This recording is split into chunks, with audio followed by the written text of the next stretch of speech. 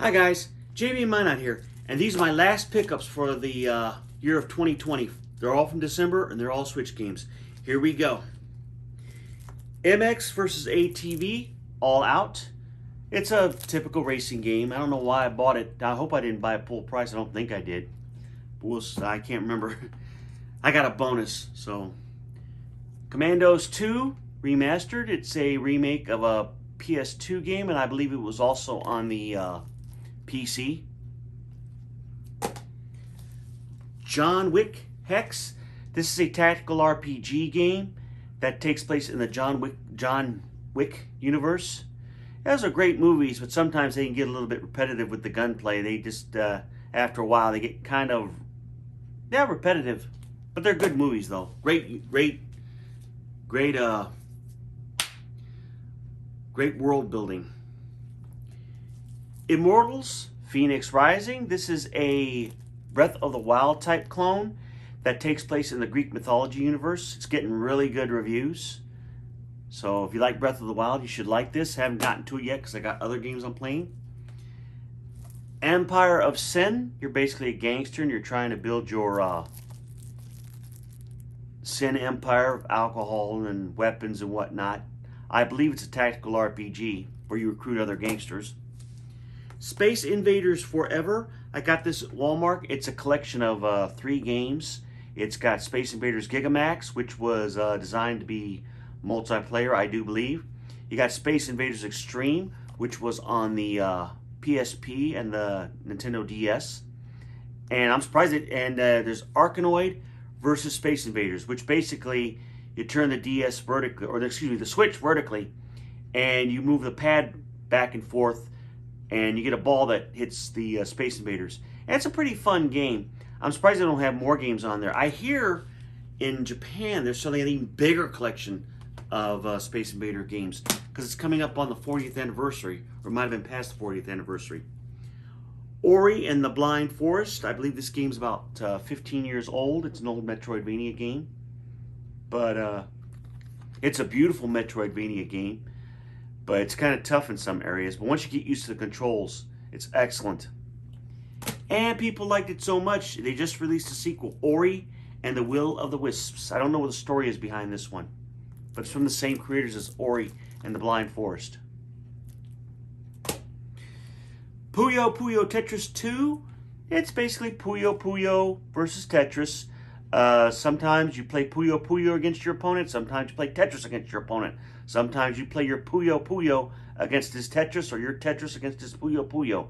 Bunch of colorful anime characters, cutesy characters, and it's from Sega. It's a blast to play. From Best Buy, via limited run, Vitamin Connection. It's kind of like Kurian, where you got in this one, you have a Joy-Con, and you're trying to guide it through a bunch of obstacles using one stick and shooting down viruses with the other stick. It's a very colorful game. Kind of tough to play, but it's really fun. Indivisible. I believe this one takes place in a Buddhist or Hindu type universe where it's a mixture between a platformer, a little bit of Metroidvania, and an RPG. You got 4 other characters fighting alongside you.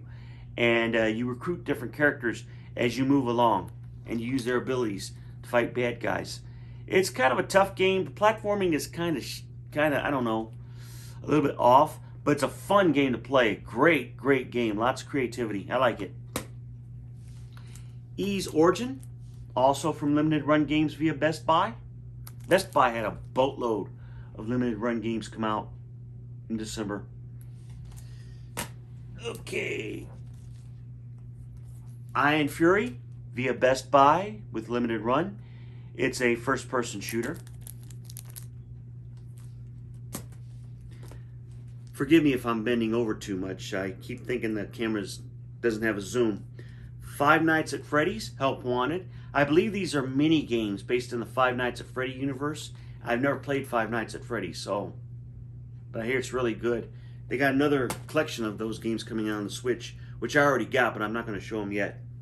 Shantae and the 7 Sirens, once again from Best Buy via limited run via Best Buy. The Shantae games are from Way Forward.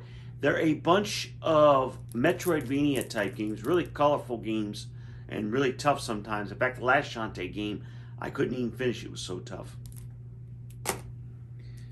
Zoids Wild Blast Unleashed. I got this because it was 19 bucks as lieu 39 bucks, so I saved money on it.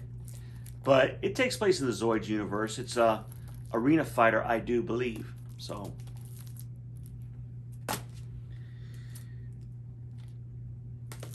Blaster Master Zero, collection of Blaster Master games, I do believe. And it's from Limited Run. And Blaster Master Zero 2, also from Limited Run, via Best Buy. Slide Stars. This is a kind of an El Cheapo game, I think, featuring basically an obstacle course type game, featuring, I guess, Z-list YouTube celebrities or something. But it's an El Cheapo game. I got this from Walmart. Final Fantasy VII and Final Fantasy VIII Remastered. It's 2 games in one. And it's nice to have those games, classic games on the handheld. Who Wants to Be a Millionaire? Basically based on the game show. It's pretty fun. I like trivia games like that. The interface isn't as great as it should be. Peaky Blinders Mastermind is a tactical RPG based on the Peaky Blinders universe from the TV show, which I don't watch because I don't care to watch British people behaving badly unless it's a comedy. But there's that. Override 2 Super Mech League Ultraman Deluxe Edition. This is basically a robot fighter featuring Ultraman as one of the characters, or mech. And I remember Ultraman when I was a little boy. They were playing him on the independent stations. There's a character I believe in there called Johnny Sacco. I think they were originally from the 60s, if I'm not mistaken. But they were live action before Mighty Morphin Power Rangers and whatnot. Here's a neat little puzzler. Shaun the Sheep, Home Sheep Home, Farmageddon. These are from the same people that made Wallace and Gromit. It's a Lost Vikings type game where you're trying to get 3 sheep from one side of the screen to the other. Each sheep has a different ability that helps them get through it. And you got to figure out the puzzle to get them through. Okay, guys. That brings my collection up to over 500 Switch games. And I'm pretty sure I'm on my way to over 600 by the end of 2021. And I hope you all have a great 2021. You guys stay warm out there. It's supposed to get down to minus 35 in some places. It's minus 13 here. And I hope you all have a great weekend. In the meantime, God bless. Bye-bye.